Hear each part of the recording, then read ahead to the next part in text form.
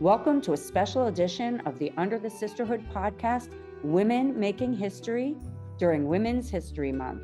We will celebrate 6 women and focus our conversations on each woman's life-changing contributions. This is a podcast to celebrate women and all that they do in our world. I'm Elizabeth Elfenbein. Let's get under the hood.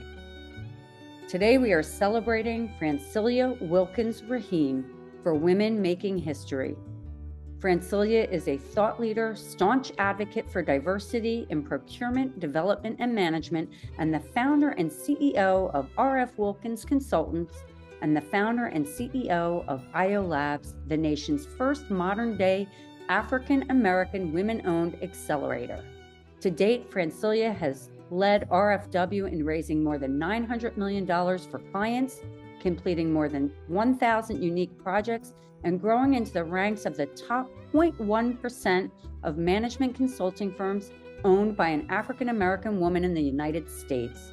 In 2020, she was awarded $3.5 million from the City of New York and has since raised $14.5 million, which she will be leveraging to build AYO Labs, anchored in a 40,000 square foot contract manufacturing facility.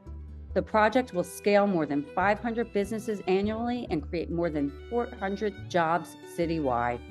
Ms. Wilkins Rahim is a sought-after speaker on equity and inclusion, minority and women business development, and the creation of economic opportunities for disadvantaged communities and the diversification of corporate America. Francilia serves on various boards, including Greater Allen Development Corporation, the Allen Community Nonprofit Programs, St. John's University's Tobin College of Business, New York State's Housing and Community Renewals Multifamily Advisory Council. She also serves as vice chair for Brooklyn's Pitkin Avenue Business Improvement District. In 2020, she was appointed as a member of Mayor Bill de Blasio's COVID Advisory Council for Real Estate and Infrastructure, as well as New York City's Department of Education, MWBE Advisory Committee. Francilia has received numerous awards and accolades for her work. In 2022, Crain's named her New York City's Emerging Leader in Diversity, Equity, and Inclusion. She was named Power Woman of New York by Schneps Media. So if it's okay, can we get started? I always say my story is an interesting story. I was born in Monrovia, Liberia. And my parents used to travel around the world a lot. My mother was the assistant minister of agriculture for the country, and my father was a petroleum geologist. So wherever they went in the world is where their kids were born. So there's 4 of us, and each one of us was born somewhere else, okay? And so war broke out in Liberia. There were 2 really bad civil wars, kind of back to back. And in the early 90s, my family was forced out of their home. You know, they tell the story of the day the shooting and the bombing got close to their home, and how a neighbor, Samuel Yap, Mr. Yap, came to they had planned to just, bunker down, stay inside. The shooting's just gonna pass. It's not gonna be anything crazy. And he came, they were hearing just bombs getting closer and closer. And they heard the neighbor running down the street, and they were like, you have to leave. You have to leave. And my parents grabbed basically the clothes on their back and their kids. She and my father had to run from the home. And they always tell the story, I always say, every single graduation, of running through dead bodies to get us out the country. And I could not be held because, again, there were 3 other children.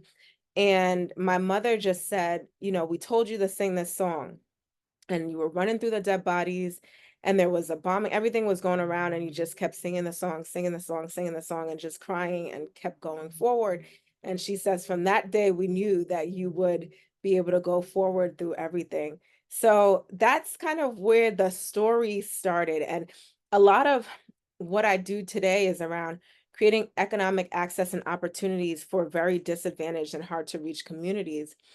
And I remember as a kid thinking about what I wanted to be when I grow up. And at first I used to always think like, okay, I'm going to be a doctor or a lawyer. One of the things that people say, right? Kids hear and know. And then sometime in my teenage years, I just saw myself wearing a skirt suit.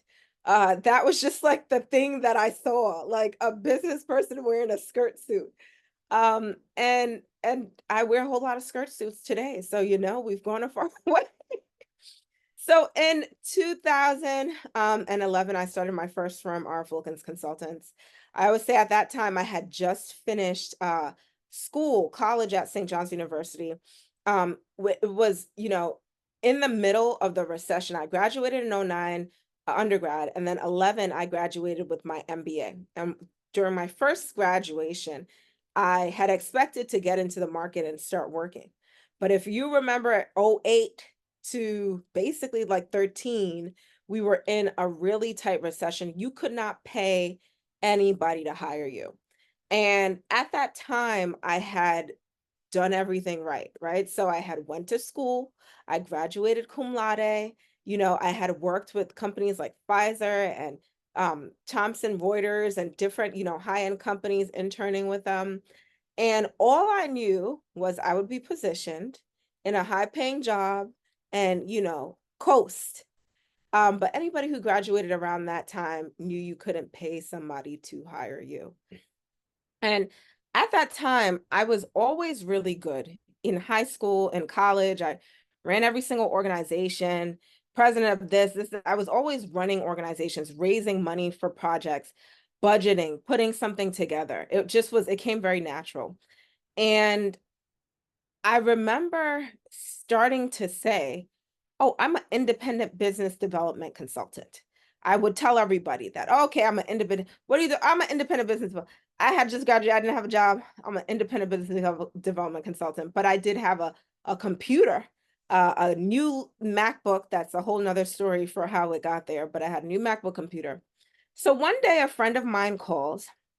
His father was physically disabled and he was an ex-offender, recently incarcerated, getting out of prison. And he wanted to develop a nonprofit organization to support the re-entry of ex-offenders. He and another friend of his had spent years advocating for imprisoned individuals to have certain basic rights. And upon getting out, you saw different things. You still see it today, right? People don't realize that an incarcerated individual, they need to have a license, at least an ID. Every one of us has to have some type of identification, right? For most of us, it's pretty easy. We go to the DMV, we get an identification, right? But we forget that we have to show proof of address. Specifically, usually it's some type of mailing going to one place. We have to show some other form of identification. We have to sometimes show a bill, right? They're very specific about a bill. And those things, when you get out of prison, you don't have them.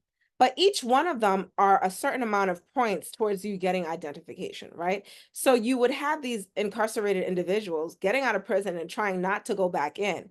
And to do anything, you need identification. And they couldn't even get identification, right? All of the things that we don't know in society, all of these systemic structures that really stop the most disadvantaged communities from getting access. So anyway, friend came, told me his father wanted to start this organization. I was like, yes, I'm a independent business development consultant. Let's make it happen. And that was my first ever client. They were called DAREP, and we were working to create housing for this population. Long and short, from then on, we brought my second client, Urban Strategy, still a client today, 13 years later. 13 years later, we are in the top 0.1% of African-American owned, women-owned businesses in the nation. R.F. Wilkins, which is the name of my firm, R.F. Wilkins Consultants, we're a business development and management consulting firm. What does that mean? Basically, we have 3 arms of business, most of which are around making difficult projects come alive, come to fruition. So everything from the project management side of work with companies or projects like the redevelopment of JFK Airport, a $20 billion infrastructure project, we are in charge of doing the compliance oversight, representing the Port Authority, making sure that the monies on that project are properly allocated towards, all communities, an inclusive allocation and workforce, to working on projects like working with Google to help small businesses grow and thrive. We also raise dollars, raise funds. To date, we've raised close to 900 million for everything from after-school programs, homeless shelters, affordable housing, transitional housing. And then finally, we build technologies to make projects work. A lot of times you want to have dashboards or something behind it to track what's going on, and we build those technologies. So that is how RFW expanded. Now it's no longer the single individual business development consultant, but we have about 30, close to 30 plus staff at this point, and that are part of the company. And, you know, every single thing we do, every project, everything we touched is around creating economic access, opportunities for the most disadvantaged communities, every single thing we touch. So that is kind of how I got here today. In terms of your journey, so I think it's amazing that you were able to, you know, take a challenging situation when you started to help create a non-for-profit. When you got into that work, what was that journey like? So first of all, when I started doing that work, there was some other incarcerated population work came in, one with kids, youth of incarcerated parents, um, kind of simultaneously. And I think what you learn is with the kids, how no matter what their situation was, I swear I ran into some of the most intelligent young people, just smart. I remember there was one time we were doing a session and we had gotten like a guy who had built a tech company to come in, and he was talking to these young people. And there was this young man, and the questions he was asking, the way he was in tune, I just used to be like, gosh, if this kid and these young people were only given a chance at the same level as many other young people in this nation, the way they would supersede, right? They're already top-notch human beings. Most of them having dealt in very difficult situations. I'm talking about they're in high school level, middle school level, parents not there, growing up in really, you know, difficult neighborhoods, you know, obviously one parent home, they were still thriving. So it tells you about the spirit. It just surpass any kind of challenge. With the more senior men who were, you know, in the incarcerated male population, and I didn't see them as criminals. They served their time. They were so intelligent, and it just, you realize how life circumstances can put you in one path or it can put you in another direction. It's really how you overcome and empower the circumstances and push through whatever the circumstances are. So I think that it really gives you perspective about people, and how no matter what somebody's past hold or what they've done or what they were, whatever, when driven, no matter what your circumstances are, you'll be able to push through and thrive. It might be difficult, it might be uncomfortable, it might be earth-shattering, it may feel like there's no other way forward, but if you keep going, there's a lesson in the whole entire experience. So that is what that work taught me. That's what it showed me. That's how it grew me. And I think it continues to be a very pivotal piece of the work I continue to do today, because when you can create access, opportunities in the most disadvantaged situations, you'll see a flower bloom. You'll see, you know, what can be created from nothing. That's wonderful. I mean, what a way to sort of enter the work world at like what, 23, 24 years old, to be doing this type of work. I mean, here you are, you got so 30 employees now. And I'd like to, you know, not to skip over the work. Francilia has done amazing work. Her company is so robust, and her team. Do you want to talk a little bit about these amazing people that you've managed to bring into your world? Because I think what's interesting is the spirit of the company feels like it is you, based on all of what we're talking about right now. I remember years ago, I had gone to a conference, National Black MBA. And at that time, the CEO of McDonald's was an African-American male. I think it was the first time an African-American male was the CEO of McDonald's. He had spoken, And after his speech, usually after somebody speaks, there's all these people coming up to them and all this kind of stuff. I remember going in the line, and interestingly enough, there wasn't as many people that I thought, as I thought would be there, right? So you kind of face that first fear and you realize, oh, it wasn't as bad as you thought.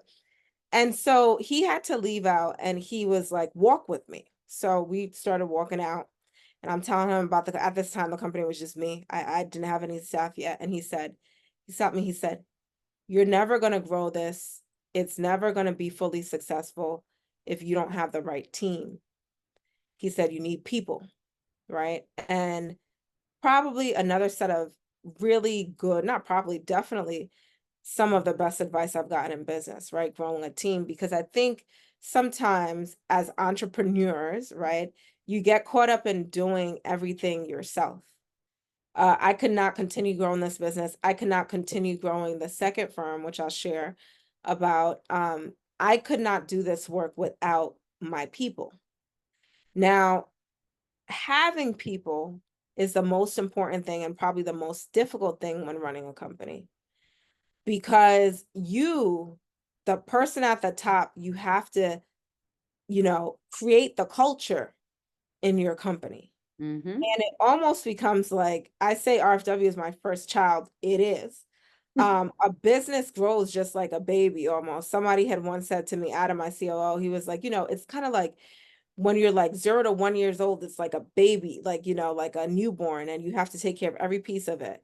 And then it becomes a toddler, 2 to 5, and it has a little bit of independence, but he's still taking care of everything. And not until like 10 years old, 9, 10 years old, are you like, independent. And then right now we're in our teenager years, and that's how it feels, right? You have a teen, you're trying to, there's a lot of personality. The more people you get, the more personality you get. We survived through COVID, which was an interesting time if you owned a business that had people, because everybody was in crisis and you went from trying to run the business and make sure everybody was paid. If you didn't fire all your people, which a lot of people did, we did not, fortunately. But you had to be everyone's counselor, and people were mentally breaking down during COVID. So you're, as a CEO, trying to be everyone's counselor and deal with all the mental breakdown that was coming with people just not knowing what to do with themselves. And so my team, I will say, we have had the absolute pleasure, honor of hiring some really, really intelligent people, some really caring and passionate people, some people who have embodied what this company means and the work that we do. They understand it, it's in their bones. They help and continue to help structure the company. They are the United Nations. We have a very diverse slew of staff, every nationality, every culture, language, you name it. And the whole goal internally is to make sure or create an environment where people feel safe, where people feel like they are are worthy and appreciated, and where they understand the impact of the work that we're doing on the wider world beyond the RFW family. And it's a constant cycle of growth for you and for the people that are on the team. So it's a beautiful thing, but it's very difficult when growing people in a company, and the larger you get, you struggle with a whole nother set of issues around how you show up as a COO or CEO, still caring and all of that stuff, but prioritizing the overall business, and at the same time creating space for the individual to show up, and that's a lot, but it's worth it. Well, thank you for sharing that. I want to highlight the reason why I brought that up is because I think it stems back to your very early years, your natural innate skills of like leadership. And I think that the CEO from McDonald's, the gentleman from McDonald's that you're fortunate enough to talk to, is it right? It is about the team. And I was really taken aback by your latest venture. I know that you reached out, and it would be great to hear your story, the journey of how AYO Labs came to be and what it's all about and where you're going with it. Yeah, so 13 years into business, I decide to start a new company. It's like the kid grew up, now they're a teenager, they can stay home alone, and then you're like, oh, let's have another one. And that is exactly how this experience has been. But it continues to be a beautiful journey. So in 2019, the city of New York had put out a bid looking for a firm at the Brooklyn Navy Yard, which is a huge campus. There's over 300 acres at the Brooklyn Navy Yard. And they realized that there were some inequities over there with overall workforce slash business participation. Okay. The yard is huge and there were not enough diverse businesses on the yard. And they said, well, we need to create some type of program, an incubator, accelerator of some kind to bring in more diverse businesses to the Navy Yard. So I always say I have beef with New York City and New York State and many organizations, because I think when they think about Black and Brown companies, like the first and small businesses and women-owned companies, and the first thing is always like, oh, they need training, like technical assistance them. And I always say, don't technical assistance me to death. Like any other company, yeah, I want training, right? But that's not going to get me anywhere. The real life practical experience, the real contracts, the real access to money is what is going to grow my company, period. You could train me to death and it's not going to get me anywhere, right? But if you give me access to capital, and if you give me access to contracts, real work opportunity or business, then I can get more exposure, I can grow, I can make mistakes, I can learn from my mistakes and all of these things, right? And so I would get frustrated because that is the narrative. And then from that narrative, it's like, oh, they don't have the capacity to do the work. And I, who have been on the compliance side of many of these mega projects across the state, and just on the side of working for the agency that's a client, I've seen how some of these big companies constantly get these millions and billions of dollars in contracts, and they royally F it up over and over again, Mm, constantly, right? frustrating. And no one talks about their capacity to do. In fact, they go and they get another contract in the millions of billions of dollars. It's just the name of this game. And so it completely frustrates me, that narrative around capacity, because it's like, don't play in my face. Don't play, I see what is happening here. Okay. And so when we went after that bid, and I just want to give praise to Lindsey Green and the team over there at the Brooklyn Navy Yard, because when I talk about innovative and supportive and, you know, kind of a groundbreaking crew of folk, we competed against 30 other companies. We were probably one of the only minority firms. I think there were like 2 minority firms. You didn't have to be a minority firm to win the bid. You just had to come up with something, some type of project to create access for minority firms.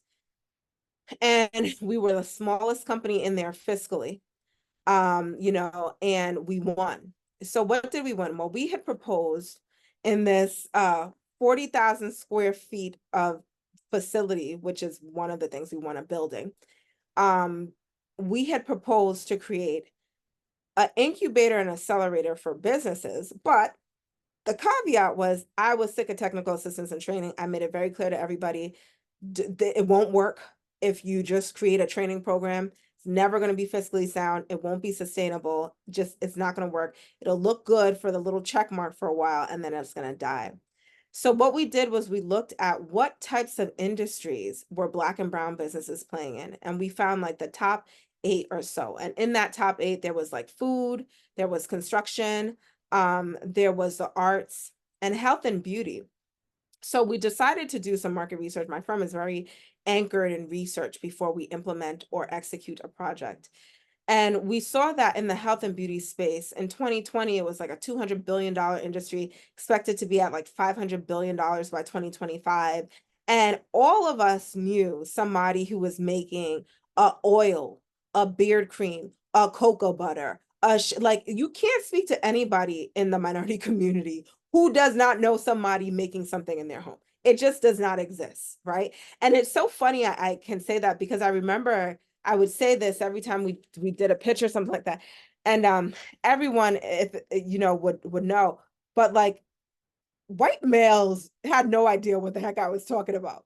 And it's so interesting because when you come to financing, which we talked about, you know, the raise that we had to do, that's all the market is. So they don't necessarily understand the market demand, like how big, you know, it is, how much money people spend, even buying brands that are not the usual stuff you find in stores, especially people of color.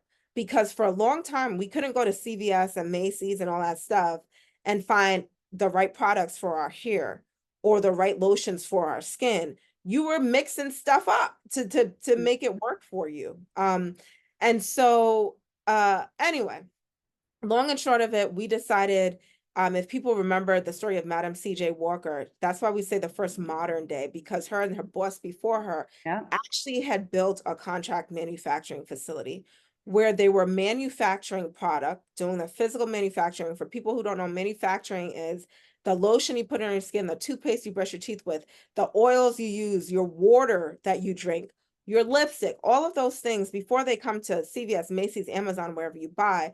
There's chemists who come up with a formulary. Sometimes that formulary is owned by Unilever or L'Oreal or one of the brands you own. And that formulary is then mixed. It's tested.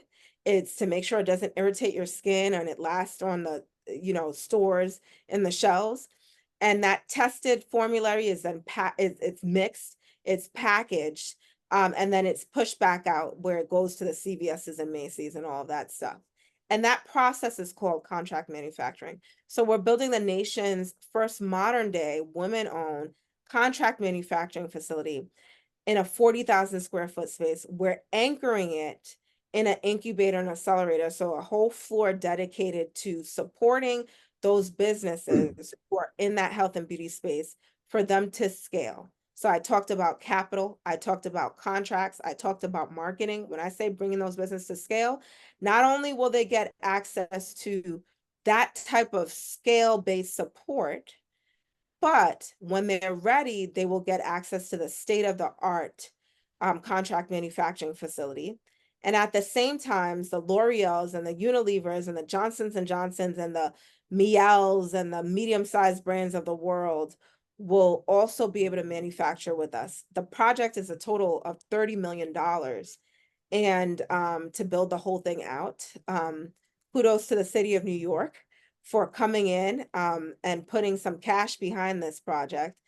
I will tell you, to date, we have raised about 17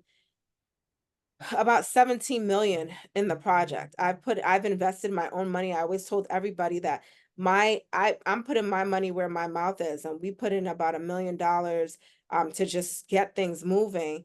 And then you know, I have a investor, Miss Patience Ameniki, who came in with another 3 million. The city of New York came in with a good, what, 7 million.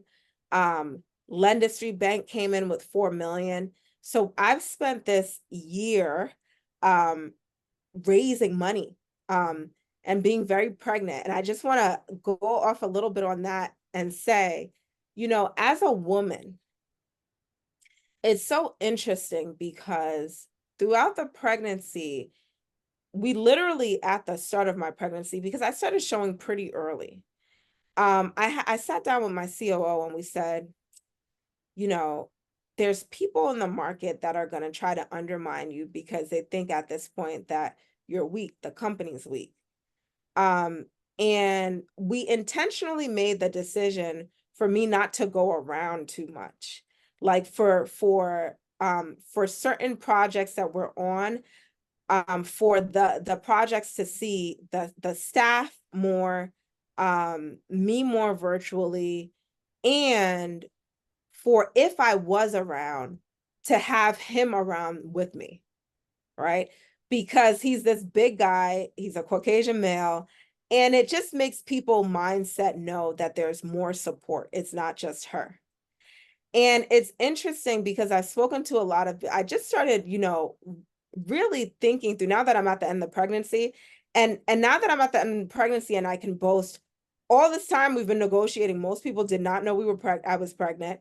You know, you just don't want to share those things because you don't want people to think you can't do it. There was already this underlying thing that was not that underlying. We had to deal with a lot of very direct, blatant, just one big company, I'm not going to put them out there like that, but said to me, a financial company, we didn't know that why the Brooklyn Navy Yard wanted to work with a small minority firm like yourself, but after hearing you speak, we think that you know how to do this, but it doesn't mean we're going to give you any money. Or they had to release something on the project because they had fiscal authority over the space. They had to release something.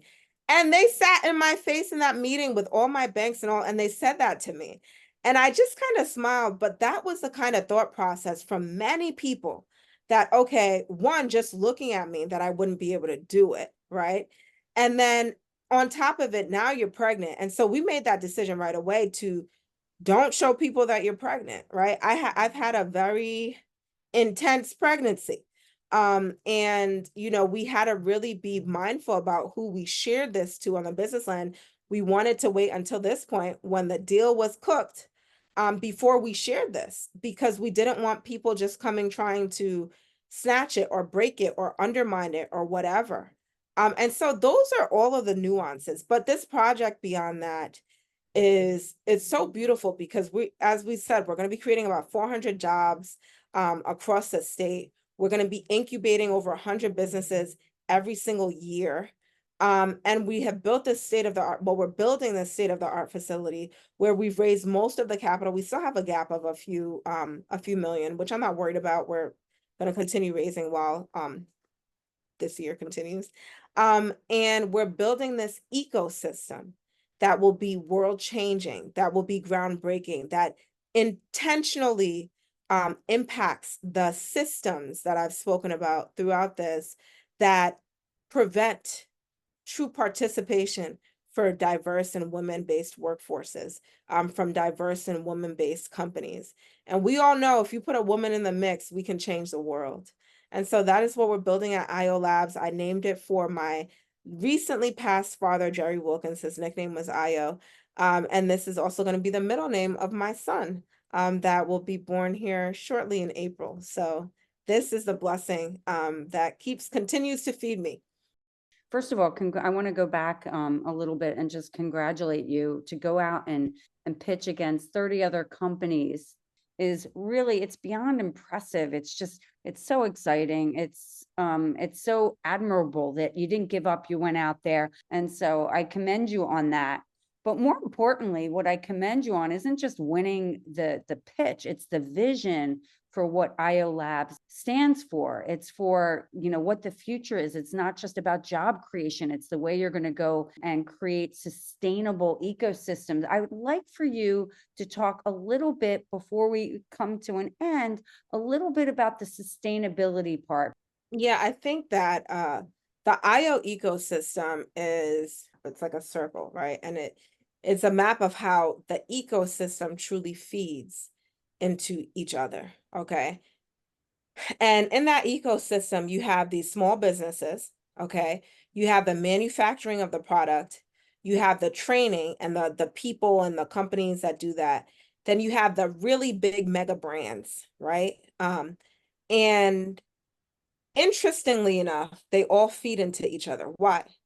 Because when the small businesses get the opportunity to get the training and the resources they need, they're able to build their brands and they're able to make money and feed the ecosystems of their families. They're able to build more workforce. They're able to create jobs. But it allows us to take this fiscal investment that the bigger brands are putting in and reinvest it in the ecosystem. So it all becomes a cyclical kind of economic, sustainable system that continues to grow and feed off of each other. And it allows you to know that we all need each other. I don't care how much money you have. I don't care how many resources you have. I don't care what your background was. You may not understand how much you need the other part of the ecosystem for you to survive. You know, we could go all the way back to the beginnings of American history to now. You know, the people who are the laborers, the people who are the day workers, the people who were slaves, the people, they were the core and foundation of the ecosystem we all feed off of today, and they still are. And sometimes we take advantage of that part of the workforce. We take advantage for what they do to make your life easy. The people who are in the restaurant cooking, the servers in the restaurant that you go to, all of these things, we don't realize that the work that people are doing at every single level, it all feeds each other. And we're nothing without each other. I don't care how many degrees or whatever you got, you're nothing without the people around you. So we're coming to a close. So this is your platform to give a message out. It's Women's History Month to women of all cultures, of all backgrounds, of all ages. What do you want to say to them? I just want to say that just continue to move forward. Even in the most difficult times, the hardest time, the most impossible times, there's a path forward. 2020 was a very interesting year for many people. 2020 into basically 21 for me. Beyond COVID, I experienced a lot of stuff at one time. So I had started off the year with my grandmother passing away, my paternal grandmother. Then I found out I was pregnant. And my husband and I, December 31st, 2020, we closed on our new home. And all of these, kind of things were moving. And then a few months later, after my grandmother died, we miscarried and we lost the baby. And then 2 months after that, everything happened in like 2 months, every month and a half, 2 months, there was like another episode. So we miscarried and lost the baby. And then 2 months after that, the house burns down. The house we had just put all this money into to like try to move in. It was a week or two before we moved in, it burns down. And then 2 months after that, my dad dies. My dad, who I'm very close to. And my parents have been married 40 plus years together, for even longer. And then after that, my husband and I end up in the hospital with COVID, and my husband really it was like a big deal with him. So all of these things just kept happening back to back to back. And you have to be boss and CEO, right? You can't crumble with all of these things happening. And I had to be boss and CEO, and I had to be daughter to bury my father, and I had to be sister, and I had to be wife to take care of my husband, and I had to be all of the roles that we as women have to hold. And I had to hold them all and still create space for myself to get through the situations. And I'll tell you that we are now in 2024. And this whole last year has been the rebirth of all of those things that I thought, crumbled, right? So we are now pregnant again, and I am 7.5 months, and the baby has been healthy throughout the whole time. We are almost done building our home. We are building AYO. And when I tell you, for a project of this size, where nobody thought we would be able to raise this money, nobody thought we would be able to do this, we've been doing it. And it's been coming with ease and grace. And we're renaming it for my dad, who, rest his soul, won't be here with us physically, but now in this physical structure of this building, his memory and his story will last on. And so all of these things that felt like they were crumbling, I am now having a rebirth around them. And so it just brings you back to women. We face a lot. We have a lot to do. And the best advice I could give is just move forward, continue, don't give up. Even when it seems like there's no way, there's always a way, because we're here on this earth living this human experience. And the whole idea is for us to learn and for us to grow, and for us to struggle and figure out how to get through.